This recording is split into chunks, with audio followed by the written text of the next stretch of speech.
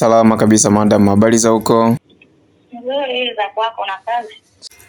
Asante sana madam. Nimeona majibu ni mazuri eh? Ndiyo, inaonyesha kabisa una ujauzito. Umepima saa ngapi madam? Nimepima sasa hivi. Aisee, hongera sana, hongera sana. Faraja tu, alhamdulillah. Nimejisikia vizuri maana changamoto tayari najua ishatatuka. Nikushukuru na wewe pia ulikuwa na imani. Ulifanya uamuzi sahihi wa kuanza matibabu, na mwanzoni ulikuwa na mashaka sana. Vipi ikitokea mwanamke yeyote anataka kuanza matibabu lakini ana sita, una nini cha kumshauri? Sababu wengi huwa hawaamini kabisa kama wanaweza kupona changamoto zao. Wewe unaweza kumwambia nini? Naweza pia nikamwambia maana tayari majibu yatapitia kwangu mimi. Bila wasiwasi, bila oga, maana mfano utakuwa ni kwangu mimi.